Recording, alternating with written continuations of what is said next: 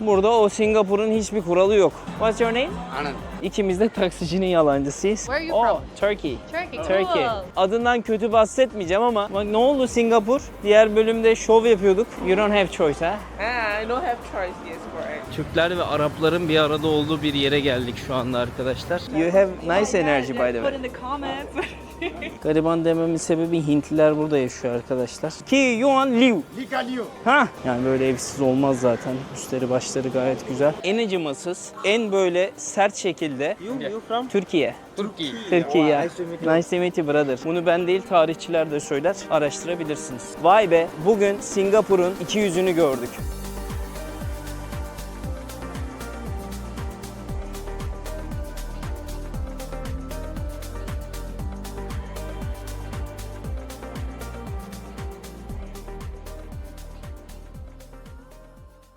Günaydın, günaydın, günaydın arkadaşlar. Yepyeni bölümle sizlerleyiz. Neredeyiz? Singapur'dayız. Bugün size öyle bir bölüm yapacağım ki. Bak kahvenizi alın. Ben sabah kalktım. Saat 8'de uyandım. Sporumu yaptım. Geldim. Şu an saatlerimiz Türkiye saatiyle 10.30 civarını falan gösteriyor. Şimdi bir daha havuz keyfi yapacağım. Sizler de aynısını yapıyorsanız, eğer koltuklarınızdaysanız ne yapıyorsunuz? Klimanızdan sıcağı ya da kaloriferizi açıyorsunuz. Dayıyorsunuz ayaklarınızı. Alıyorsunuz bir tane kahve. Bir de elinize telefonu alıp ya bu Sezer kardeşimi destekleyelim, şu çocuğu artık 1 milyon yapalım deyip rekor beğeni ve rekor takipçiyle bu videoyu izliyorsunuz. Şimdiden teşekkür ederim. Yapmazsanız da canınız sağ olsun. Ben sizlere her zaman çekmeye devam edeceğim. Singapur öyle bir ülke ki, öyle bir başkenti de Singapur ki 1800'lerde başlayan hikayeyi 2025'e bu şekle getirmelerinin sebepleri neler? Bu videoda onları anlatacağız. Bu videonun içinde neler olacak? Gideceğiz Arap mahallesine, gideceğiz Hintlilerin mahallesine, gideceğiz Çinlilerin mahallesine ve aynı zamanda burada Michelin yıldızı almış sokak pilavcısı gibi bir yer var. Oraya gideceğiz. Oradan bir sokak lezzetlerini deneyeceğiz. Çok da sokak lezzeti sayılmaz ama olsun, öyle diyelim. Ben böyle bir ülke görmedim arkadaşlar. Abartmıyorum. Gerçekten bu kadar düzen, bu kadar büyük binaların içinde yeşilliğin, ormanın da olması ve bunu bir bütün haline getirip tüm halkın buna entegre olması, sabahtan akşama kadar koşmaları, spor yapmaları, insanların hep güler yüzlü, mutlu olmaları inanılmaz bir yer. Yani hayatında böyle şey dersin ya, ulan ben bir yerde yaşayacak olsam, huzur olsa, yeşillik olsa, güven olsa, çocuklarım rahat etse, işte denize yakın olsa, başka ülkelere rahat gidebilsem diyebileceğin en iyi ülke Singapur. Şu ana kadar hayatımda gördüğüm. Ha, yaşar mıyım? Yaşamam. Çünkü bana gelmez böyle yerler. Ben biliyorsunuz tropikal adamım. Ne yapacağız? Ben zaten buradan Tayland'a gidiyorum arkadaşlar tekrar. Oğlum bir yerinde dur dediğinizi duyar gibiyim. Duramıyorum arkadaşlar. Tayland'da Koh Samui, Koh Phangan'a gideceğim. Oraya da gittiğimde biraz dinlenme amaçlı gideceğim ama çekim de yapacağım. Hiç merak etmeyin. Özellikle Koh Phangan, Koh Tao, Koh Samui benim için çok özel adalardır. Bu yolculuğa başladığımda Güney Amerika'dan sonra ilk gittiğim yer Tayland'tı. Tayland'ı da size doyasıya anlatabilirim. Yani bayağı bilgim var Tayland hakkında. Haberiniz olsun. Eğer hazırsanız videomuz başlasın. Ben şöyle bir kahve, havuz keyfi yapayım. Daha sonrasında kalkayım, bir üstümü başımı değiştirip sizi bir kahvaltıya götüreyim. Bak çok pahalı. Böyle bir pahalılık yok arkadaşlar. Dün yine bir kahvaltı yaptım. Bali'de ben onu 11 dolara yiyordum. Burada 24 dolara yiyorum. Bir de burada tax ekleniyor. Bir de %10 charge ekliyorlar. İşte hizmet charge'ı. Vay anam vay yani. Neyse hazırlanın. Size tarihi 7 maddede, 8 maddede bir ülke nasıl bataklıktan bu hale geldi onu anlatacağım. O zaman ne yapıyoruz? Singapur gezimize başlıyoruz.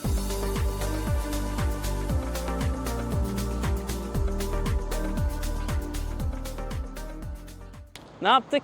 Otelden çıktık. Mahallemize doğru yürüyüşlerimizi yaptık. Yaklaşık 7 dakika sonra da kahvaltıya varacağım arkadaşlar. Early Bird denilen bir yere gideceğim. Fakat arkamda bulunan bir bina var. Orada Raffles Hospital yazıyor. Aslında tarihin akışı burada başlıyor. Nasıl mı başlıyor? Gelin anlatalım. Yıllar 1819'u gösteriyor. Hint Denizi ile Güney Çin Denizi'nin ortasında kalan bataklık bir adadan bahsediyoruz. Şu anki üzerinde bulunduğumuz kara parçasından. Ve burada 1000'den fazla insan yaşamıyor arkadaşlar. Yaklaşık 1000 civarında insan yaşıyor. Sanayi yok, ekonomi yok, ordu yok, hiçbir şey yok. Nasıl oldu bu? 1819 yıllarında adından kötü bahsetmeyeceğim ama İngilizler yine buraya gelmişler. Kim gelmiş arkadaşlar? Sir Stamford Raffles. İşte arkamda Raffles Hospital bulunmasının sebebi de bu. Burada geldiğinizde göreceksiniz ki her yerde Raffles var. Raffles Hotel, Raffles Hospital, Raffles bilmem ne. Her yerde Raffles yazıyor. İşte aslında tarihin akışını değiştiren olay bu. Bu adam geliyor buraya. Ada halkıyla anlaşıyor. Diyor ki Britanya İmparatorluğu'yla beraber çalışacağız. ortak bir liman yapacağız burayı diyor. Halk da tamam diyor. Ondan sonra hikaye buradan başlıyor. Devamını kahvaltıdan sonra anlatacağım. Gidelim. Mahallemiz çok güzel. Şu düzene, şu olaya bakar mısınız yerdeki ya? Asfaltlar falan inanılmaz ya. Ya ben size söyleyeyim bak. Japonya, İngiltere, Amerika birleşimi bir yer Singapur. Hani daha önce hepsinde bulunmuş biri olarak bunu rahatlıkla söyleyebiliyorum ya. Ya bu kadar düzen, bu kadar iyi bir sistem görmedim ben ya. Bak şehrin içinde ağaçlar da var, çim de var. Yağmur yağması, bak binalardaki ağaçları görüyor musunuz? Bak binanı hep entegre etmişler. Hiç bozmamışlar. Yani demişler ki şehri de yaparken insanların oksijene de ihtiyacı var. Öyle bir düşüncede ilerliyorlar.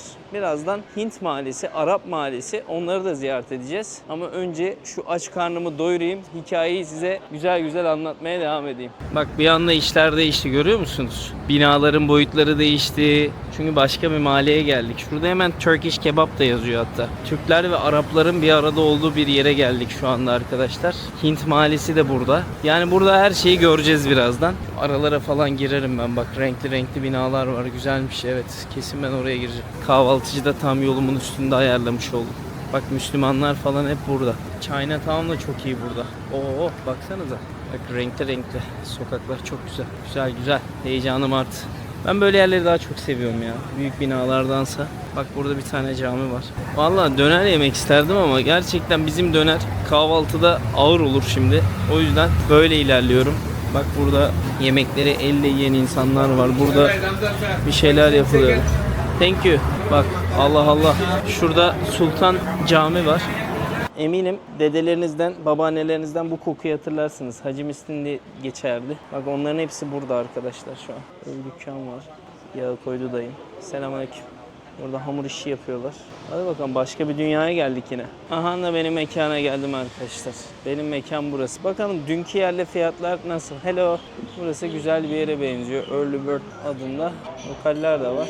Gayet güzel duruyor şu an. Şöyle sessiz bir yere geçeyim. Böyle bir yere oturdum şimdi. İçeride güzel bir ambiyans var ya. Hoşuma gitti. Thank you. Okay, thank you. Ana yemekleri getirdi bana da ben kahvaltı istiyorum. Umarım verirler bu saatte kahvaltıyı. Deneyeceğiz şansımız. Americano 5,5 Singapur doları. 0.75'e böldüğünüzde şurada aşağıda yazacak zaten. Merak etmeyin. Kahvaltı menüsü yok mu ya? Yemekler mesela ana yemeklerden bahsedeyim. Chicken pancake, tavuklu pankekler 25. Abi bunun üstüne %10 charge ekleniyor. %10 üstüne bir de şey ekliyorlar. Tax ediyor size. Nereden baksanız 30. Yani nereye giderseniz gidin böyle esnaf işi değilse 20 ile 25 dolardan aşağı yemek yemezsiniz. Çok net. Bak burada bile böyle şu an. Neyse birazdan siparişte vereceğim. Orası içime sinmedi ya. Başka bir yer buldum. Oraya gidiyorum. Avustralyalılar açmış orayı da. Bir de orayı görelim. Şehre bak şehre. Şiir gibi şehir. Ağaçlara bak. Müthiş. Bak mesela böyle de bir yol var ya. Aynı Japonya gibi. Mesela burası bana Japonya'yı anımsatıyor. Tabi bu kadar düzensiz olmaz da motorlar falan. Hani yol stili, evlerin şekli vesaire hepsi Japonya yani. Bunlar da mesela tabelalarda Amerika yani. Los Angeles, Miami. Bak İngiliz sömürüsüyle ilgili belki de ayakta kalan en iyi 3 yer. Biri Singapur, biri Avustralya, biri Kanada. Hatta bir ara düşündüm. Ulan dedim böyle sömürüye can kurban falan diye düşündüm de. Sonra aklıma şey geldi. İngilizlerin Afrika'yı ne yaptığını ya da bambaşka ülkelerin tüm servetlerini kendi ülkelerine çaldıklarını, oradaki toplulukları katlettiklerini. Hani Singapur'a bakarsın şey dersin. Ya ne güzel İngilizler iyi ki burayı sömürmüş dersin ama günün sonunda doğru yerden de bakmayı öğrenmemiz gerekiyor. İngilizlerin sömürüsü kesinlikle tarih boyunca zulümden, kahırdan başka bir şey değildir arkadaşlar. Bunu ben değil tarihçiler de söyler. Araştırabilirsiniz. Teşekkürler. Açım aç. Evet buranın ambiyansı daha güzel. Simetri diye geçiyor burası. Gelin bakalım içerisi nasılmış. Şöyle dış mekan da var. İstersek buraya da oturalım. Hello guys. How are you? Is it possible to sit inside? Ha. Yeah. Here. Yeah. It's much better. Böyle bir yer. Çok güzel. Şöyle bir ambiyansı var içerisinin. Çok çok keyifli. Ama fiyatlar o kadar keyifli değil arkadaşlar. Ne yersen ye. 30 Singapur doları yapıyor. Tax'le beraber 35-36 dolar yapacak. Benim anladığım kadarıyla Singapur'a geliyorsanız tavuk pilavdan başka bir şey yemeyin arkadaşlar. Ama böyle bir şey olabilir mi ya? Her oyun 25-30 dolar verilir mi ya? Amerika mı burası? Kazanç yüksek olunca senin benim canım acırken buranın insanı rahatlıkla yiyebiliyor. En azından böyle bir adiliyet, yani adillik var en azından. Su Allah'tan bedava, böyle bu şekilde geliyor. Bu adamların suyu bile yok ya. Yani Malezya'dan falan almışlar tarihte. Geçmişe ben döneceğim biraz yemekten sonra. Parmaktan sonra. Abi şu 30 dolar olmamalı ya. Gerçekten. Pişmanım. Döner yemediğim için pişmanım. Neyse. Oturduk artık. İnşallah tadı güzeldir. İçinde yumurta falan var. Peynir var. Mantar var. Soğan var.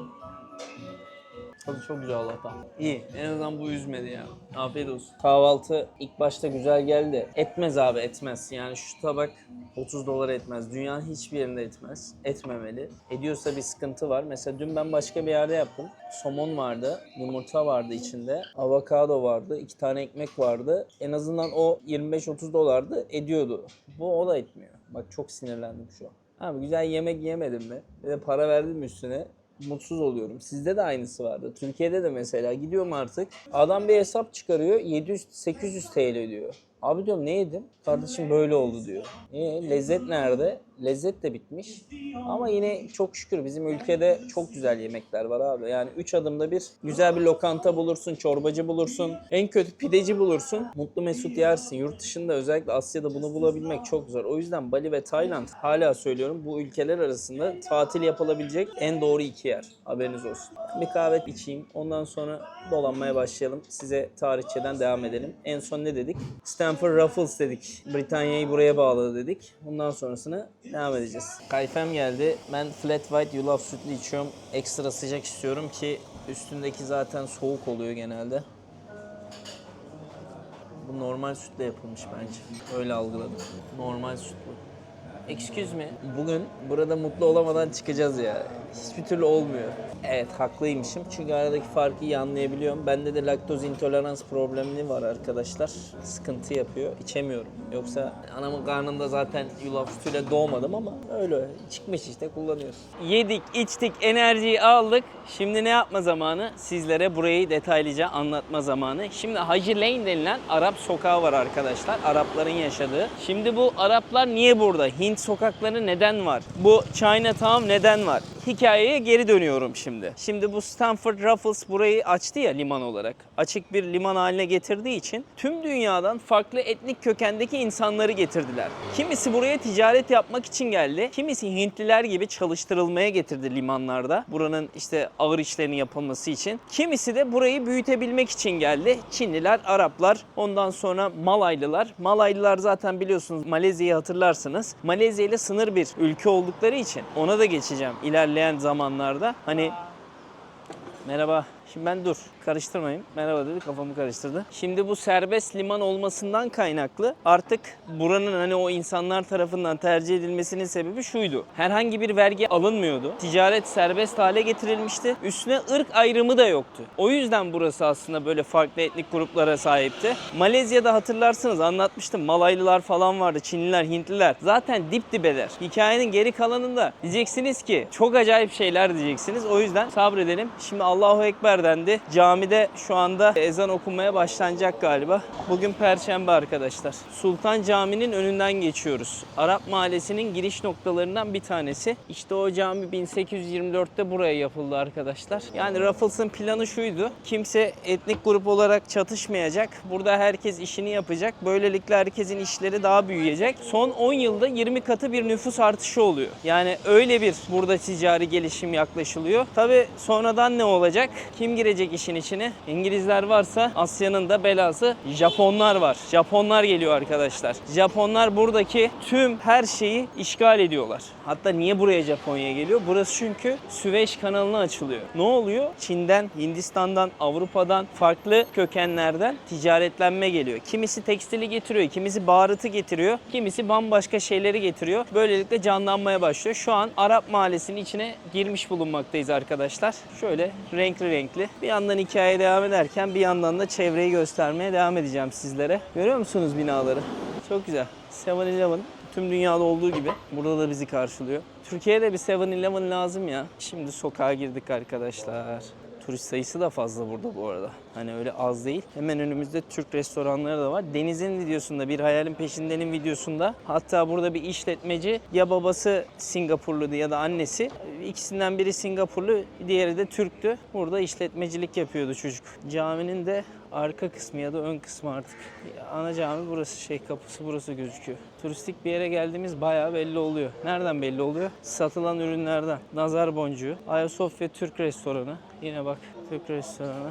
Yani genelde Turkish restoran yazıp içinde daha farklı insanlar çalışıyor. Biraz pazarlama mantığı, Türk yemeği ünlü çünkü. Bak burada teyzem anlatıyor çocuklara. Güzelmiş ya bu cadde, hoşuma gitti benim. Turistik de olsa keyifli. Yine Turkish kafe var. Kumda Türk kahvesi yapılıyor. Taze baklava var. Bak dondurma satıyor burada. Var bak, burası da Sultan Turkish'miş. Selamünaleyküm.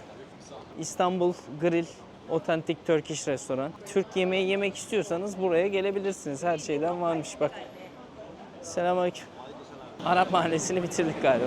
Burada ne var? Aromatik bir şeyler. Yine kokular var burada da. Kapadokya var. Başka Türk'le ilgili ne var? Mavi var. İbrahim Turkish Indian Lebanese Cuisine var. Her şeyden biraz. Bir tane daha orada Türk ve Lübnan yemeği yeri var. Hatta Deniz bunu diyor, Osmanlı mı diyor. Sonra diyor ki diyor Lübnanmış diyor. Burada bir tane daha var. Babalos Turkish ve Lübnan. Demek ki yine yemek konusunda Lübnan ve Türkiye birleştirilip burada satılıyor anladığımız kadarıyla. Şimdi Hint mahallesine doğru yola çıkıyorum arkadaşlar. Etnik kökenler vesaire anlattık. Sonra işin içine Japonya girecek dedim. Evet, 2. Dünya Savaşı'nda Japonlar biliyorsunuz. Hani daha önce Japon videosunda da anlattım. Dedim ki Japonlar sizin gördüğünüz, bildiğiniz Japonlar gibi düşünmeyin dedim. O zamanın en acımasız, en böyle sert şekilde buradaki diğer nüfustaki insanlara acı çektiren ülkelerden bir tanesi. Bir Japonya, 2 Çin. Yani baktığında haritada zaten herkesin en çok bildiği Asya'daki 2 ülkedir. İnsanları hep yerlerini işgal etmişler, ülkelerini işgal etmişler ve şu oluyor Singapur halkında, burada yaşayan etnik farklı kökendeki insanlarda diyorlar ki bak İngiltere yok oldu gitti bir anda. Japonya geldi bize zulüm çektirdi. Demek ki biz kendi kendimize yetmeliyiz diye artık kafalarında bağımsızlık işaretleri başlıyor. Bağımsızlıkla ilgili başladığında ne oluyor? Bizde nasıl Atatürk varsa onların da kendilerince Atatürk gibi düşündükleri bir liderleri var. Ben daha gidemedim bu Arap mahallesine. Hemen Arabika var arkadaşlar. Geçen günkü bölümde söylemiştim. İçebileceğiniz en güzel kahve burada diye. Keşke kahveyi burada içseydim, pişmanım şu anda. Şimdi Hacı Lane diye bir yer var burada. Hacı Lane mi? Öyle bir yer. Oraya doğru gidiyorum ben. Oraya gidecektim, unuttum. Şimdi yol buraya götürüyor bizi. Burası gözüküyor. Neymiş burası? Beraber görelim. Excuse me. Yeah. Do you speak English, guys? Yes. Where are you from? Portugal and Spain. May I ask some question for my YouTube channel? Yeah, sure. So cool. What are your names? Shanna. Shana? Something. Sante, nice to meet you. How do you know each other? We're married. You married. Yeah. But Yes. how did you met? In Poland. In Poland. During Erasmus. Where are you Oh, from? Turkey. Turkey. Turkey. Cool. We're in Turkey. Izmir, do you know? Izmir. Yes. Yeah. You've been in Yeah, Turkey? yeah, yeah. We were in We've been Turkey. Did you like Turkey? Yeah, very How nice. was the food? Very very good. well. What about here? Did you like here? Like this Yeah, is, yeah, we are enjoying. We haven't done a whole lot because we just arrived yesterday. Yesterday. So yeah, but so far it's very good. But it's so expensive. You know what? I actually thought it was going to be more expensive. Oh, really? We are staying in a friend's house. Ah, Yes. okay then. So Okay, it's that easy. we don't have to pay accommodation. But Accommodation for- minimum $150. yeah. But we were lucky in that. But then what we had yesterday. was like €5, so maybe like $7 from Singapore dollars. Singapore dollars. If you go to the normal restaurant, it's around $25-30. Yeah. But if you choose the local places, Yeah, that's what we're $5-10. Yeah. I checked that. So don't go to normal No, restaurants. we are not Stay- going. yeah. We're starting our backpacking. Okay. So Singapore Yes. is the first place. Follow Life in Portugal. Your channel. 1,000 followers Oh, so but far. it's okay. Look, It start we have like to this. start- yeah, It yeah. start like this. When I start this, it was like that. Every my videos watching only 10 people Yeah, in yeah, the yeah. beginning. You Now only do like YouTube? Instagram, TikTok, Yes. all of them. I'll follow you. Yeah, thank you so much. So where you gonna go next? Malaysia.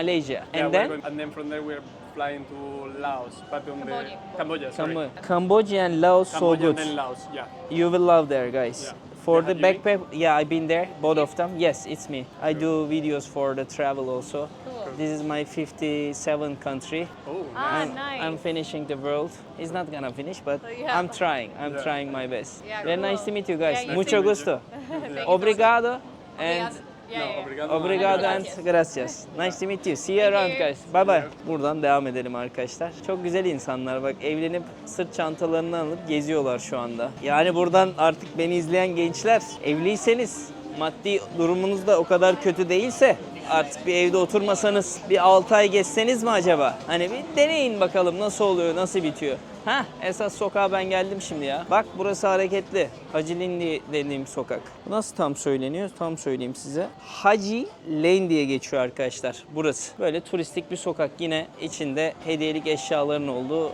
barların olduğu, güzel restoranların olduğu, çakma şeylerin satıldığı bir sokak. Bence bu kadar yeter burayı görmemiz. Biz turistik değil, biraz daha gerçeği arayış içindeyiz şu anda. Ne dedik? Atatürk gibi bir lider dedik. Ondan bahsedeceğim. Mahalleden çıktım. Hint mahallesine doğru gideceğim. Şimdi bizim bu Japonlar burayı işgal etti ya. Tam bu 750 gün falan sürüyor arkadaşlar. Burayı mahvediyorlar, işkence ediyorlar. İngilizler de 7 günde zaten dağılma yaşıyorlar. Yani Japonya buraya geldiğinde İngilizleri 7 günde mahvediyorlar.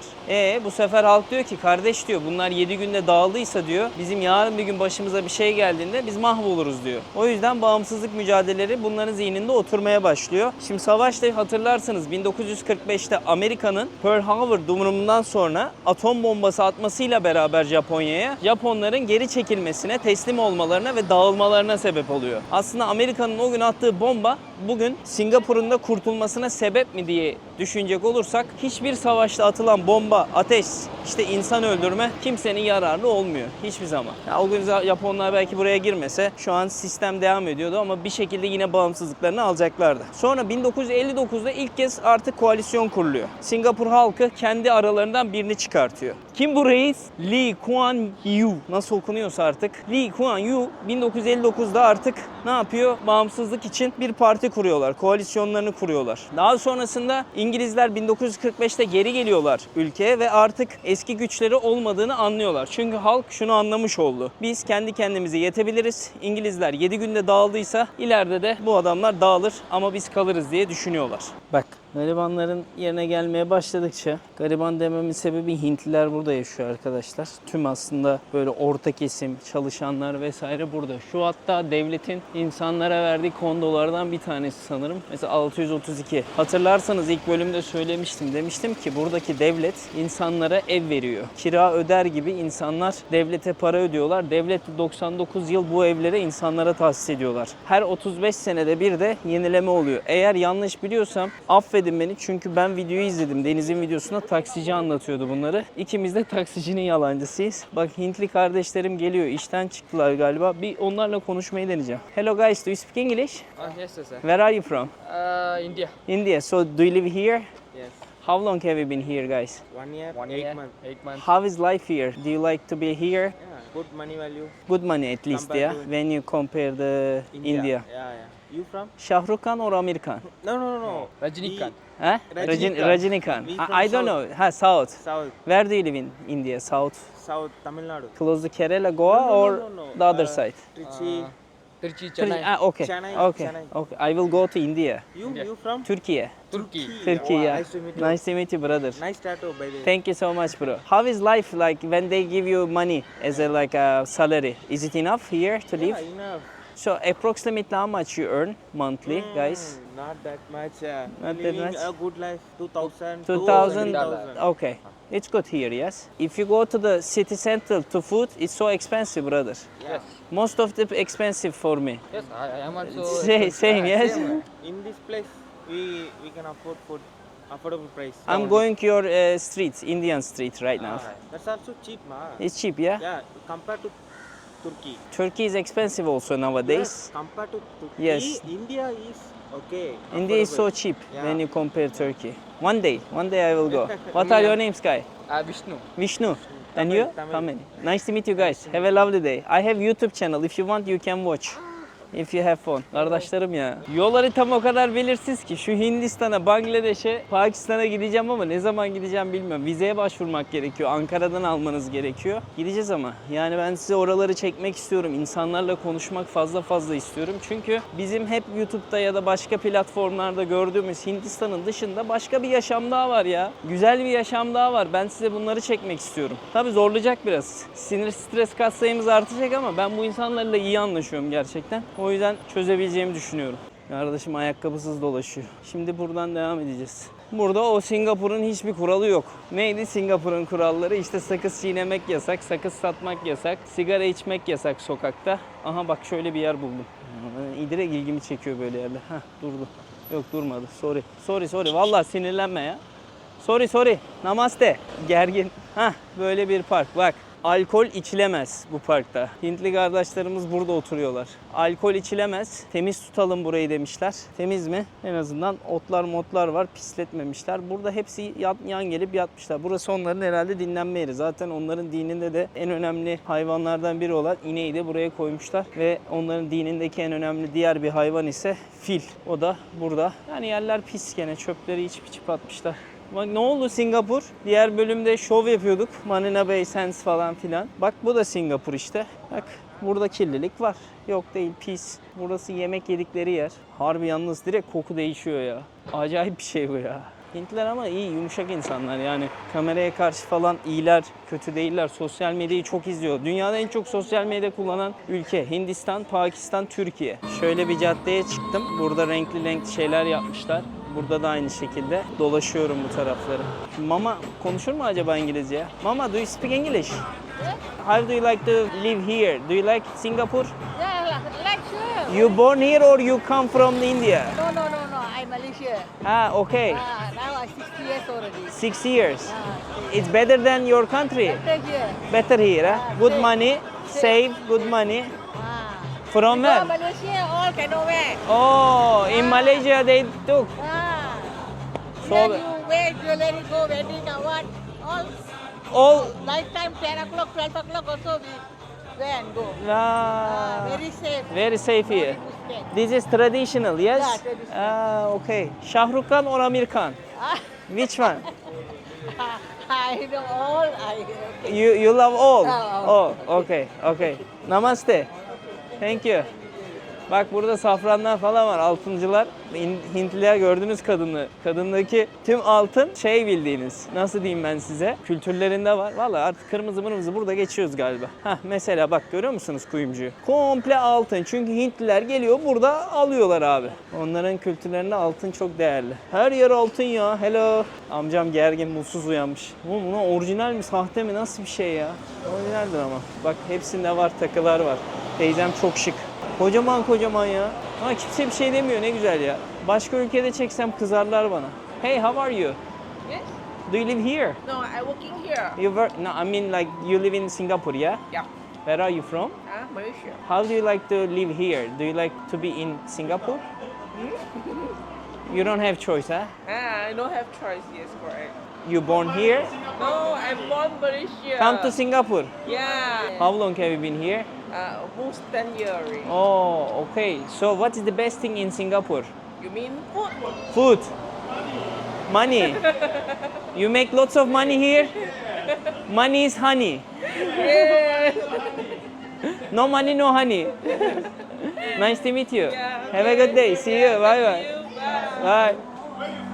Türkiye. Turkey. Thank you. Hello, how are you? Good. You're from? India. Shah Rukh Khan or Amir Khan? All guns. All Khans. You? Shah Rukh Khan. What's your name? Anand. Anand Khan. No, only Anand No Khan. Khan. Okay. No Khan. My name is Cesar. Nice to meet you. Nice to meet you. How long have you been living here?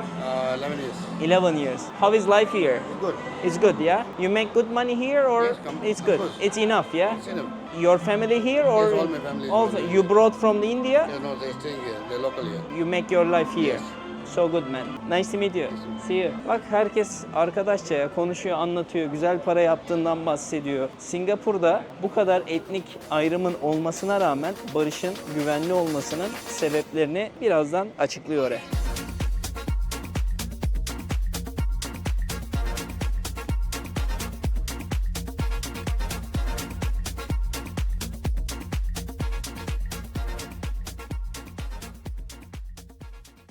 Çarşı pazara geldik gene. Meyveler var, saranklar var, çiçekler var, şarkılar var. Şunlar çok güzel oluyor. Alsam mı ya bir tane? Vallahi hoşuma gidiyor bunlar ya. Şalvar tarzı da var. Bak, Budist, Hinduizm hepsi bir arada. Dükkanlar güzelmiş burası. Hindistan Kültür Merkezi. Bayağı şık. Ulan arkadaş, her yerdesiniz ya. Her videoda söylüyorum, bir daha söyleyeceğim. 2055-2060 yıllarında dünya bu adamların elinde olacak. Ona göre hazırlık yapın. Şimdi teyzelerden öğrendim. I am YouTuber by the way from Turkey. Turkey. You teach me Saurima. Nasılsın demek? Saurima. See you. Thank you. Bye bye. Namaste. Hindi. Saurima. Şimdi insanlara böyle gireceğim. Burada Hintliler olduğu için komple hoşlarına gider bu durum. En renkli binaların olduğu kısma geldim. En ünlü yer burası zaten. Şimdi başka bir bina var. Bunların en çok turistik aldığı yer. Oraya doğru yürüyorum. Size de göstereceğim. Tarihçi aklımda. Unutmadım, anlatacağım yavaş yavaş. Hepsini bir anda anlattım mı tadı kaçar. Emekçi abilerimiz çalışıyor burada. Saurima. Vallahi cevap verdi adam.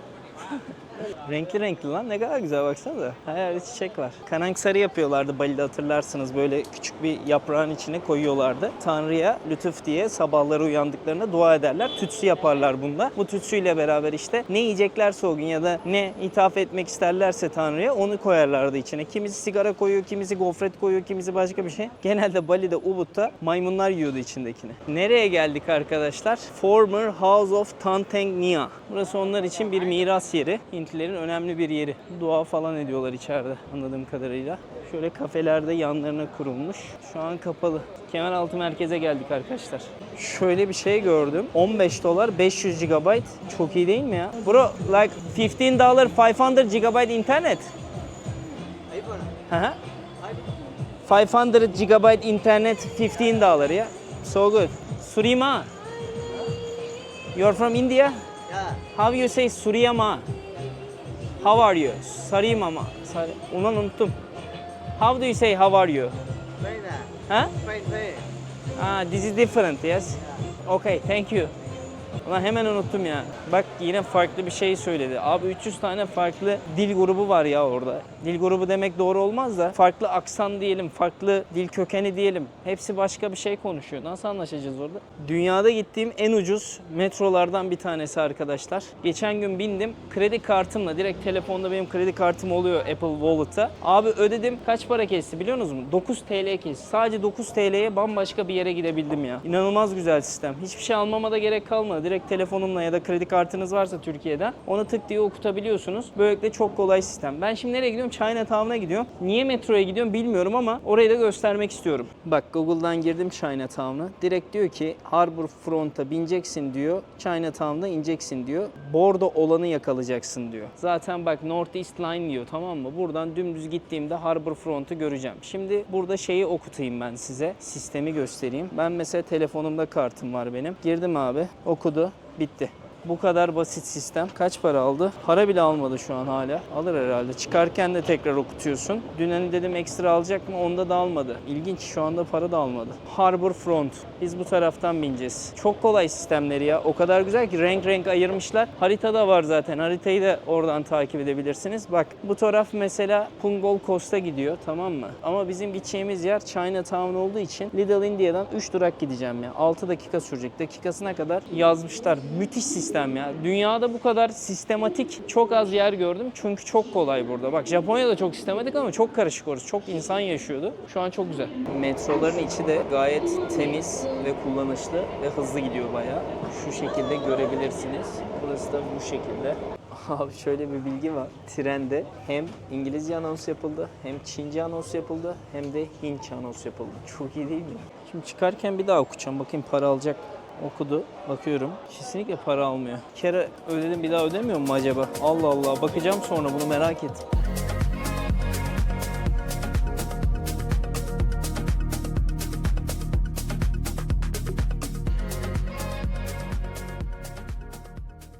Şimdi geldik, 2 tane sokak var. Biri orada, biri de böyle dar bir sokak var. Ben buradan geçeceğim. Ben buraya bir şey yapayım ya. Hey girls, do you speak English? Yes. Where are you from? From China? China. This is Chinatown? Yeah. Like I need to go from here? Like where you gonna go? Like the most popular place there or here? Here. Okay, I can say. What's your name by the way? See. I have YouTube channel for travel. Okay. And do you live here? Yeah, I'm a student here. Ah, what do you study? Design. Design. Art. Yeah. Ah, okay. So you're gonna be in fashion something, yeah? Fashion? I mean, No. not I'm design. graphic designer. Ha, graphic. So Illustrator, Photoshop, Yeah, something. and animations as well. Animation. Yeah. How old are you? 22. Oh, so good. So how do you like to live here? My friends Ye- are Okay. going. Yeah, Nice to meet bye. you. Bye bye. See you. Kızı durdurduk ya, doğru söylüyor. Evet arkadaşlar, Chinatown'a gelmiş bulunmaktayız. Bir böyle hemen bak, Chinese şeyleri, modelleri görüyorsunuz. Pencereleri, kapıları, kırmızının tonlarını görüyorsunuz. Ama esas sokak bence bir arkası daha hareketli diye düşünüyorum. Böyle bir bakacağım. Ben mi yanlış biliyorum ama görelim. Hepsini dolaşıyoruz zaten. Olayımız bu. Hepsini tek tek görmek. Şöyle grafiti yapmışlar. Çok güzel değil mi? Masaj varmış. Allah Allah. Başka yere çıkacağız şimdi galiba. China'nın da şeyi güzel oluyor ya. Amblemleri falan böyle. Heh. Geldik bir tane daha sokağa valla. Evet, burasıyla arkası, evet. Tamam, bir arka sokağa daha hareketli muhtemelen. Bak görüyor musunuz tabelaları, binaları? Çok güzel ya, hoşuma gitti baya. Bak, Chinatown'ın miras merkezi. Az önceki Hintlilerin olduğu gibi bunların da var burada. Burada bir tane restoran var. Baya doluymuş burası diğer yerlere göre. Tam merkez burası arkadaşlar. Şöyle bir sokak. Böyle devam ediyor. Sağlı sollu. Buradan da ayrı bir sokak gidiyor. Az önceki geçtiğim sokağın ilerisi. Ben şöyle bir devam edelim şuradan. Sonra tekrar devam edeceğiz. Bak şimdi fiyatsal kıyaslama yapacak olsak. Bak mesela bir anda ucuzladı. 10 dolar, 11 dolar. İşte biraz daha pahalıları var ama yine baktığında burası turistik bir yer olmasına rağmen diğer yediğim yere göre çok ucuz. Mesela kızarmış yumurta pirinci 6 Singapur doları. O da nereden baksanız 4.70 falan yapıyor. Bayağı ucuzladı gördüğünüz üzere. Thank you so much. Chinatown'ın street marketin hemen dibinde de Hinduların tapınağı var. İleride de bir tane cami var. Bak bu kadar din, kültür farklılığının olduğu yerde dip dibi olmaları bile sorun yaratmamış. Ama ne zaman sorun yaratmış? Şimdi başlıyoruz.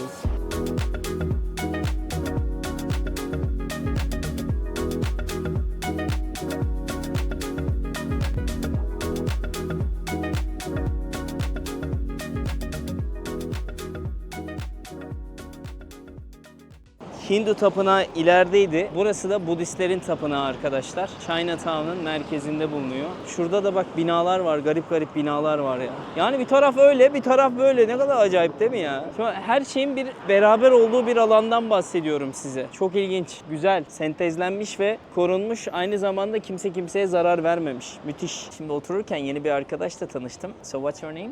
Arabella. Arabella. Yeah. What's the meaning of your name? Oh, it means the little Arabic girl. Actually. Little Arabic girl. Yeah. So you're But mixed? No. No? I'm not even Arabic though. No? I'm Polish. I have Polish roots. Ah, Polish. Yeah. But normally Living in Germany though. you live in Germany, but you're Polish. Yeah. But it's coming from the history, I think. Yeah. Yeah, totally. yeah, So yeah. where do you live in Germany? In Cologne, actually. In Cologne. Yeah. I was there. There was Yeah? a chocolate factory. Yeah. Yeah, exactly. it was so Yeah, tasty. yeah, I yeah, tried yeah. some It's famous chocolate for there. it. Yeah. Yeah. So how long have you been here? Since I guess 4 days. 4 days. It's How our was first that? stop. It's very hot.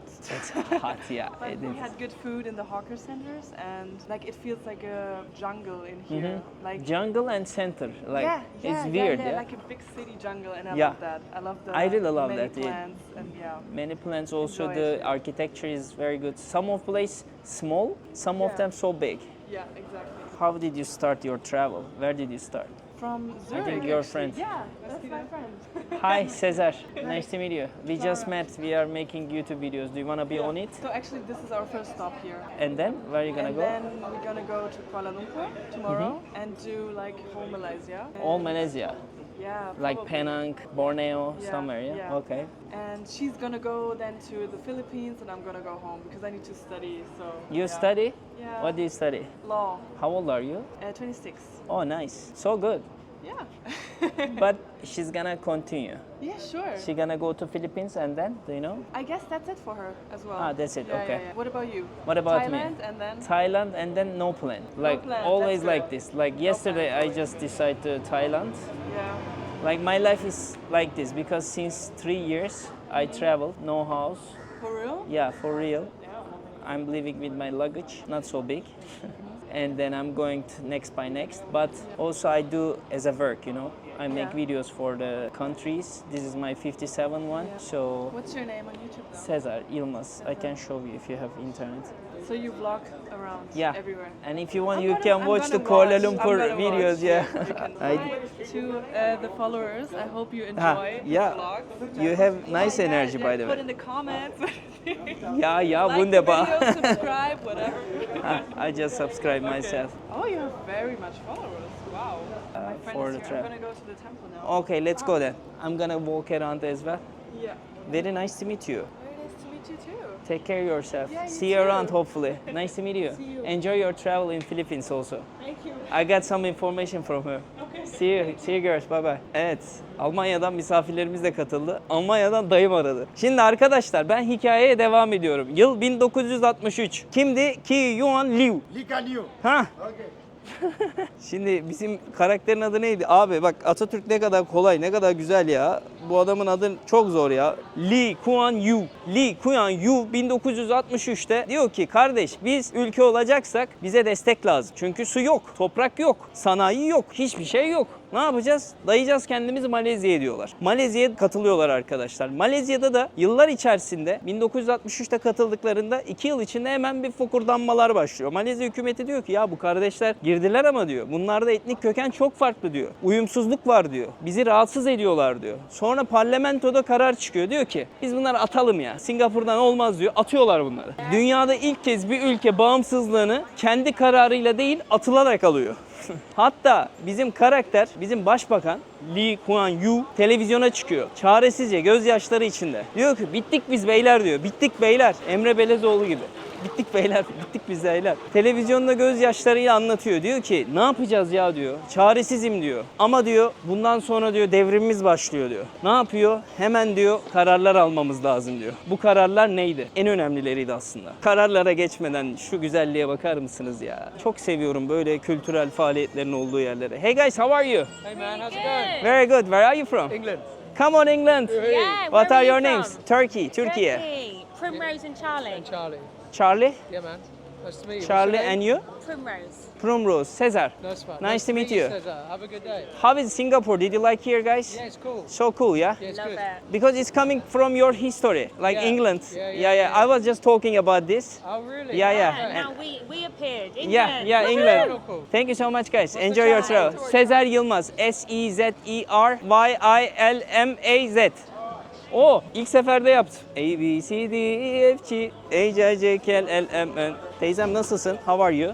Good. Sen çok iyisin. Çok iyi teyzem. Bak kültürel faaliyetlerin olduğu, dünyanın bambaşka yerlerinden gelen insanların olduğu yerleri ben çok seviyorum. Hem güvenli hem böyle farklı şeyleri bir arada görebiliyorsun. Enerjim şu an çok yükseldi. Niye öyle oldum bir anda? Bana bazen böyle geliyor, bazen de böyle down oluyorum delicesine ama bak bu işi tek yapmak çok güzel arkadaşlar. Deniz'le beraber yapıyoruz. Çok zevk alıyoruz onunla da yaparken. Çünkü ikimiz de işi bildiğimiz için. Ama tek yaparken ayrı kolay oluyor. Çünkü biriyle video çektiğinde çok zorlanabiliyorsun. Bak yine durian meyvesi. Rezalet kokuyor. Allah'ım yarabbim.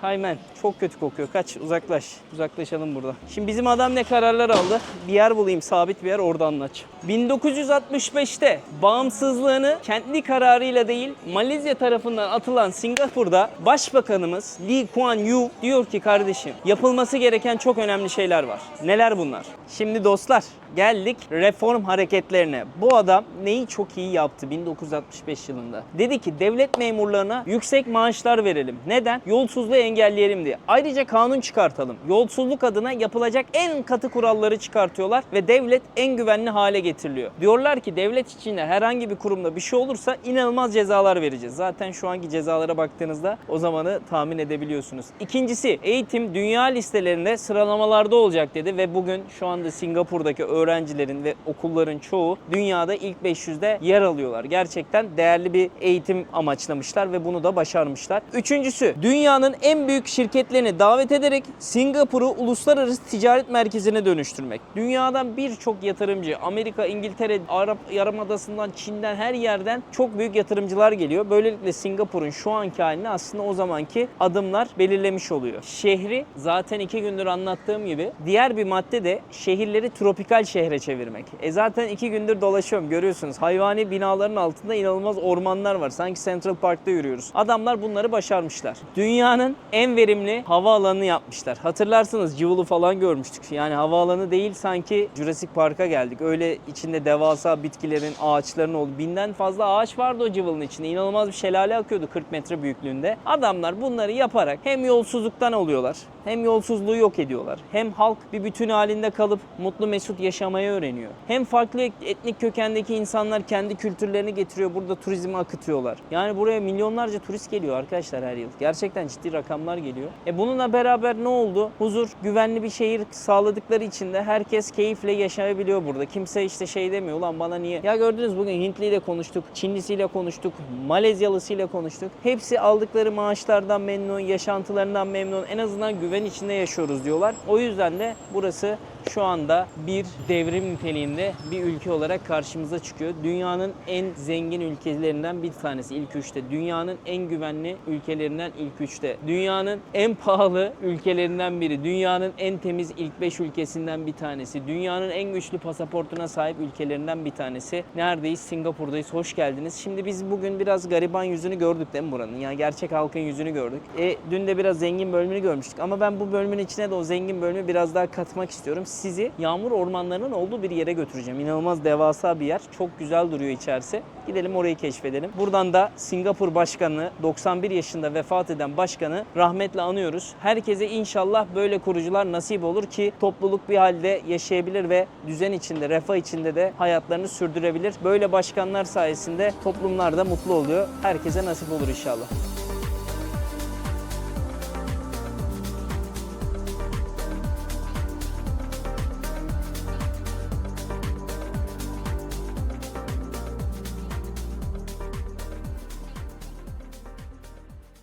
Bizim başbakanın geride bıraktığı dünyada olan görsel. İşte o otel, devasa otel. Abo ne kadar büyükmüş lan. Tam altındayım şu anda. Ben buradan karşıya nasıl geçeceğim? Yani şuradan çıktım metrodan. Metrodan çıkıp buraya geldim. Işık sistemi kötü. Yaya geçidi yok şu an burada. Benim karşıya geçmem yasak normalde. İnşallah kamera çıkarken kardeş gel bakayım sen şuradan geçmişsin zamanında demezler. Ben koşarak geçiyorum. Neyse Türklüğümü gene yaptım Allah'ım yarabbim. Ne bileyim ya yer yoktu. Affedin beni. Ben sizi niye buraya getirdim? Yağmur ormanlarını görmeye getirdim. Yine bu AVM'nin içine girdik buradan. Ben hiç haritaya da bakmadım ama dümdüz girdim. Şöyle bir kontrol ediyorum hemen haritamı. Abi Google Maps çok iyi çalışıyor burada. O yüzden gönül rahatlığıyla kullanabilirsiniz. 600 metre diyor. 16 dakika diyor. Ama nereden diyor? Yanlış yere geldik ya. Üf. Bu olayda nefret ediyorum ya. Burası neresiymiş ya? Şurada gözüküyor. Şuradan çıksak böyle diyor. Dışarı çıkalım. Görüyor musunuz dostlar? Burası Bilim Sanat Müzesi. Onun önünde de böyle bir göl yapmışlar. Çiçekler de var. Çok güzelmiş ya. Şu yoldan devam edeceğiz. 15 dakikalık yolumuz var. Hava o kadar çirkin bir renkte ki maalesef. Yani şu güzelim oteli bu şekilde görmek beni üzüyor. Şurada köprü altında tipler var. Anlamadım. Ne yapıyor bunlar burada? Burada mı yaşıyorlar? Köprü altı insanı mı diyeceğim. Burada evsiz yok arkadaşlar. Bunlar normal buraya dinlenmeye gelmiş insanlar açıkçası. Yani böyle evsiz olmaz zaten. Üstleri başları gayet güzel. Çalışan arkadaşlar olabilirler. Köprü altında da insan görmedik demeyiz Singapur'da. Yolumuz devam ediyor. Yemyeşilliklere doğru gidiyoruz zaten şu an.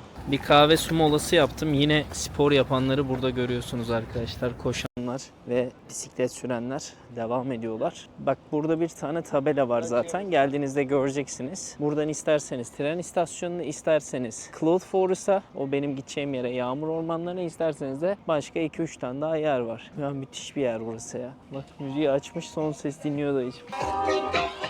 Keyfe bak.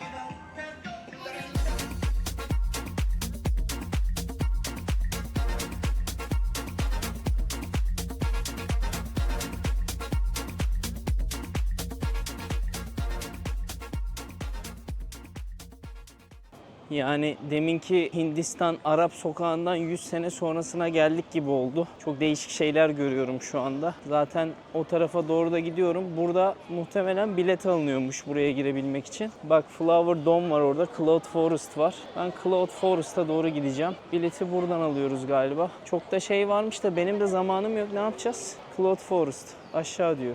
Aşağı mı ineceğiz ya? Evet, bilet alınıyor galiba. Çözeriz, alırız, hızlıca girer çıkarız sizin için ya. Ne olur ulan, kaç para olan bir tane Claude Forus? Dedi ve giremedi, çok pahalı geldi. Bakalım. Admission 8 ile 9 arasında. Yani ben şimdi sordum.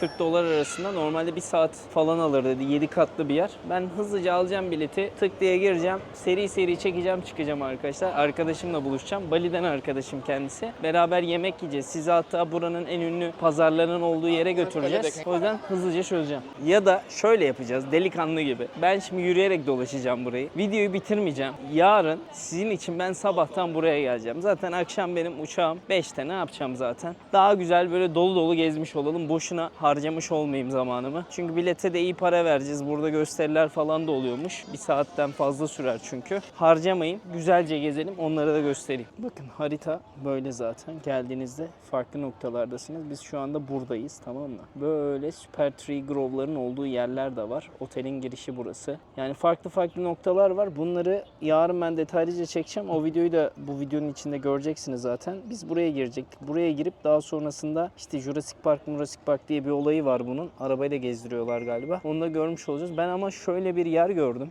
Çok hoşuma gitti. Bakar mısınız? Üf. Yani üf. Bir tarafta fütüristik yapı, bir tarafta orman. Daha ne yapsın bu adamlar ya? Her şeyi bir arada koymuşlar. Ya bana mı öyle geliyor? Çok büyüleyici değil mi burası ya? Ya öyle bir yerden görüyorum ki o kadar keyif alıyorum ki şu anda. Anlatamam ya. Şu güzelliğe bakın ya. Şuradan bir köprü falan geçiyor. Yansımalar var. Binanın yansıması geliyor. Su. Huzur ya. Şehrin içinde huzur.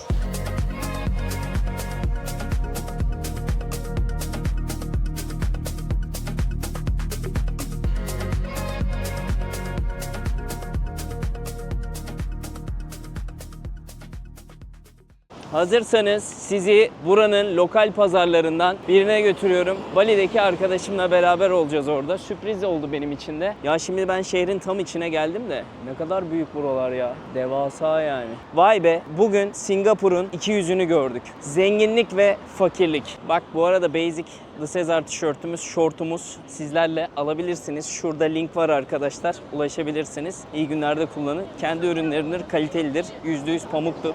İçiniz rahat olsun. Evet, aha da vallahi geldik arkadaşlar. Şehrin tam göbeğinde kurulmuş bir yemek yeri. Lau Pa Sat diye geçiyor. Şimdi Esin'i bir bulalım. O neredeymiş? İçerinin bana adlı şeyini. Farklı farklı ülkeden insanların yemekleri var. Mesela Koreyan var, Arabik var, Asya'nın her türlüsü var. Turkish'te gördüm fotoğraf attığında Türk yemeklerimiz de var. O bayağı güzelmiş bak. Burada fiyatlar ucuz arkadaşlar. Bir anda ucuzladı. Şimdi onun attığı resime göre nasıl bulacak? Bayağı büyükmüş burası ya. Ben bu kadar büyük olduğunu düşünmüyordum. İran. Yok, İran değilmiş o. Hah, Esin de burada. Merhabalar. Merhabalar, nasılsın? İyi, sen nasılsın? Allah... İyiyim ben de. Hoş geldin. Sen hoş geldin Singapur'a. Hoş bulduk. Senin memleketine ben geldim şimdi. Evet. Sen şimdi burada ne kadar yaşadın? 5 yıl. 5 yıl. 5 yıl Ha, yaşadım, bunları evet. detaylıca konuşacağız o zaman. Olur. Hadi. Böyle bir yer var. Mala Hot diye geçiyor. Buradan içindekileri seçiyorsun. Ondan sonra su koyuyorlar galiba değil mi Esin içine? Çorba mı koyuyorlar?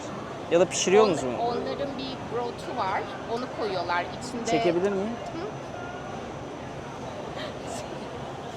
İçinde çok fazla sürekli İngilizce kelime söylüyorum. da. Olsun, bir şey olmaz ya. Ne olacak? İçinde çok fazla baharatın olduğu, bir de Szechuan pepper diye bir pepperları var. Hı hı. Karabiber gibi aslında ama çok daha aromatik ve çok daha acı. Karabiber görünümlü. Onu koyuyorlar. Yanlış hatırlamıyorsam bayağı baharat kullanıyorlar. Yani benim anlamadım. Bu suyla mı pişiyor, ızgarada mı pişiyor? Pişme diye bir şey yok mu? Pişme diye bir şey yok. Hayır, Çiğ et o. direkt sıcak Sıcak su atıyor gibi. brotu, evet, o şeyi içine koyuyor. Bak, değişik bir kültür. Evet. Bu da Çinlilere mi ait burası? Çinli. Gene niye korona çıktı? Covid çıktı. Çıkar tabii. Her şeyi yiyorlar abi, baksana ya. Burada her şey var. Çok iyi. Buradan seçiyorsunuz, o şekilde yapıyorsunuz. Karşıda başka bir mutfak var. Burada başka bir mutfak var. Ben Singapur'a özgü yemek aldım. Onu deneyimleyeceğiz. Ondan sonra başka şeyler de deneyimleyeceğiz. Farklı farklı şeyler seçeceğiz ki hepsini bir arada görelim. Çünkü burada ben az önce 8 Singapur doları yani 6 dolar vermiş oldum. Çok iyi. Günlerdir 40 dolar, 30 dolar vere vere içim acımıştı. Şu an çok mutluyum burada. Bak fiyat böyle. Buraya tartıyı koydu. Bir tane de noodle seçecek. Ona göre fiyat çıktı. Pirinçli de olabiliyor. Pirinçli de. Tercihe göre. Bak galiba bu fiyat çıktı. 10 dolar civarı bir şey çıktı. Buradan istersen spicy istiyorsan al diyor, acı. Enteresan. Burada da fiyat çıkıyor. 9.90 tuttu mesela bu. 7.5 dolar Amerikan doları. Arkadaşlar masamız çok zengin. Her dünya devletinden neredeyse yemeğimiz var. Asya'nın daha çok yemekleri var hatta. Yani şöyle söyleyeyim ben size. Aha. Ne oluyor? Bir şey var. Kilise mi? Saat kulesi. Saat kulesi içindeydi ha. Saat kulesindeymiş, o yüzden arkadan bu ses geliyor. Her şeyi deneyeceğiz. Buranın fiyatı benim sabah ödediğim kahvaltıki aynı galiba.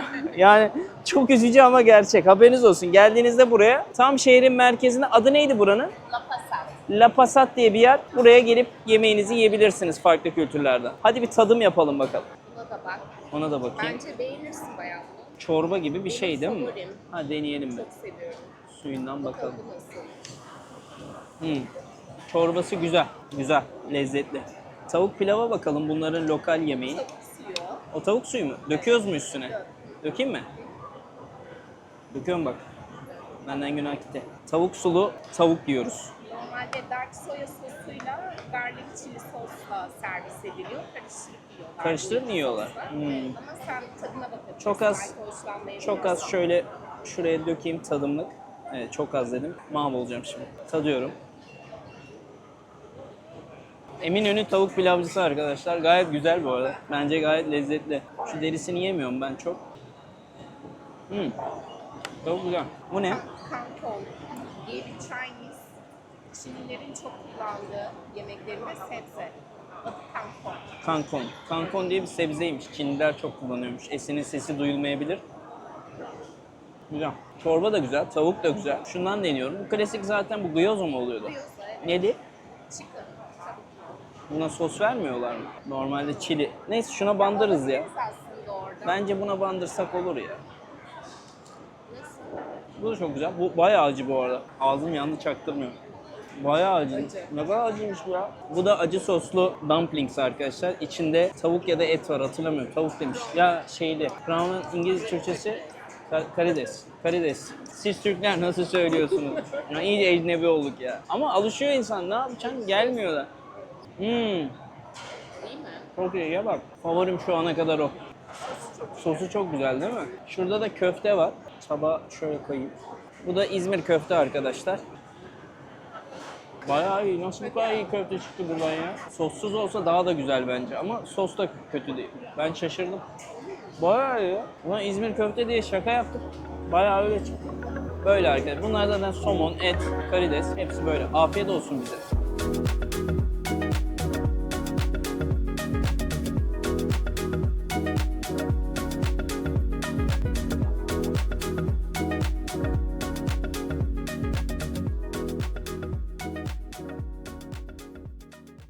Evet, an itibariyle odaya geldim arkadaşlar. Bugün çektiklerimi böyle bilgisayara koyuyorum, depoluyorum. Daha sonrasında Drive ile, internet hızlıysa böyle Asya ülkelerinde hızlı oluyor çok şükür ki. Editör arkadaşlara yolluyoruz. Onlar düzenlemeleri yapıyorlar falan derken ondan sonra karşınıza geliyor. Gecikmeli geldiği için de affola. Hala söylüyorum, çok zor bir süreçten geçiyor bu durumlar. Öyle kolay gibi gözükse de arkadaki operasyon zor. Arkadaşlar bugün dolaştık ettik. Yarın devam edecek videomuz. Şimdiden bir tane beğeni tuşuna basarsanız çok iyi olur. Yarın Jurassic Park gibi yerlere gideceğiz. Haberiniz olsun. Kaçırmayın. Videonun devamı geliyor. Haydi bakalım. Günaydın arkadaşlar. Çok güzel bir gün. Güzel güneş var. Her şey çok güzel. Tek sorun ne biliyorsunuz mu? Ayağım sakat. Ayağım sakat olduğu için oraya gidemeyeceğim. Ön çapraz bağım kopuk da hatırlarsınız. Ben 2 gündür de ağırlık çalışıyorum. Sabah bir uyandım. Ayağım yok arkadaşlar. O kadar kötü ki sonra uyanmak istemedim daha doğrusu. Saat 8.30'da kalkmıştım normalde. Spor yapacaktım falan. Abi yok, ayağım işlemiyor. Sonra dedim kalkayım bari yürüyeyim biraz. Yürüyemedim de. Dedim bu iş böyle olmayacak. Biraz dinlendireyim. Dinlendirdim. Buz muz yaptım biraz. Daha iyi oldu şimdi. Ya ben günlerdir boşuna kazıklanıyormuşum ya. Ya benim direkt köşede kahveci varmış. Kahvaltı 10 dolar ya. Yemin ediyorum boşuna kazıklandım. 10 dolara kahvaltı yapıyorsun. 13.90. O da 10 dolar falan yapıyor. İçinde somon var, yumurta var. Gelecek göreceğiz ne içeceğimizi de gerçi de. Kahveler var bir de burada. Gurme kahveler falan. Ulan boşu boşuna kazıklandık, iyi mi ya? Vallahi aromalı kahveler falan var. Büyük büyük. Gittik dün 30 dolar verdik oraya, hala içim acıyor ya. Ya güzel bir şey para verdim mi üzülmüyorum da böyle dandikten bir şey yedim mi çok üzüyor beni ya.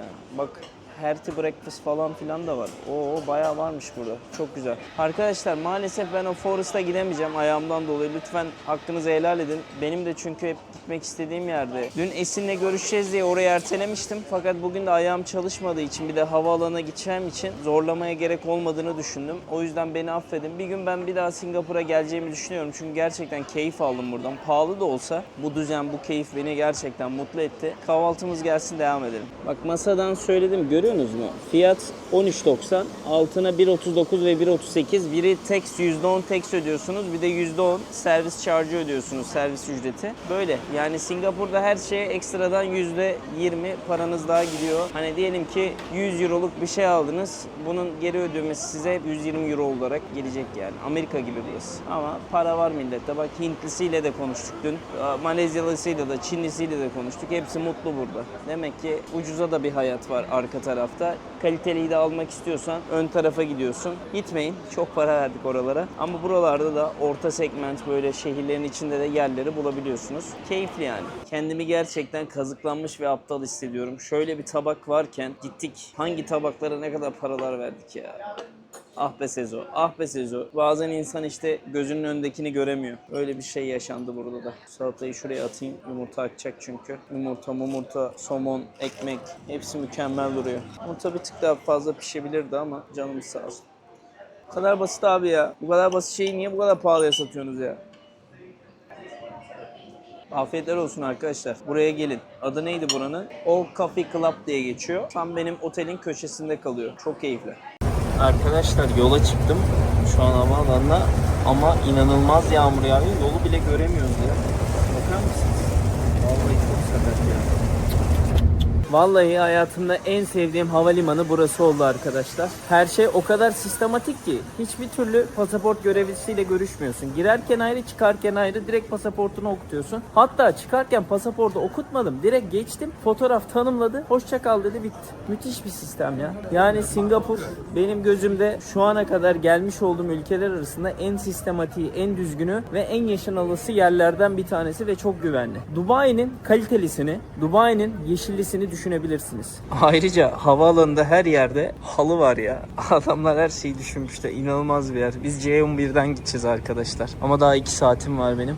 Oturayım bilgisayarda çalışayım biraz. Dostlar an itibariyle ben uçuşa doğru geçiyorum. Nereye gidiyoruz? Tayland'ın Koh Samui adasına gidiyoruz. Koh Phangan, Koh Samui, Koh Tao. Yıllar evvel, 2 yıl önce ben oralardaydım. Videolarım da var. Playlistten izleyebilirsiniz. Tayland playlistinde olacak. Oraya gittiğimde yaklaşık bir 10-15 gün hiçbir şey yapmamayı düşünüyorum. Dinlenmeyi düşünüyorum. Ayağım bilmiyorum ne oldu. Ayağım sekerek yürüyorum. Ön çapraz bağlarım kopmuştu. Ameliyat geçirmiştim. Dün gym yaptım falan. Ağırlıkla çalıştım. Herhalde ondan oldu diye düşünüyorum. İnşallah bir şey yoktur. Zihnen de yorgunum. Az çok beni anlıyorsunuz. İkisi bir arada gelince böyle zihnen, fiziken biraz zorluk çekebiliyorsun. O yüzden biraz yatış tatili yapacağım. Bu da benim yıllık tatilim olsun. Bana da müsaade gösterin. Bazen diyorsunuzdur oğlum ne biçim hayat yaşıyorsun. Zaten sürekli tatildesin. Sürekli bir yerlerdesin deseniz de bu işin arka tarafında gerçekten büyük zorluklar var. Seyahat etmek sanıldığı kadar kolay değil arkadaşlar. Evet paran varsa yapılabilir ama tatil amaçlı yaparsın. Biz iş amaçlı yaptığımız için oradan oraya araştırıyorsun. Bir şeyleri buluyorsun. Başka bir otelde ayarlıyorsun. İşte oranın kültürünü araştırıyorsun. Orada dolaşıyorsun. 20 kilometre yürüyorsun. Anlatıyorsun vesaire. Burada taş taşıdığımı da söylemiyorum kesinlikle. Keyifli bir iş yapıyoruz ama günün sonunda benim de dinlenmem lazım ki sizlere biraz da olsa daha iyi içerikler hazırlayabileyim. Bak Türkiye'de benden çok kalmadı ha. Bir 5-10 kişi falan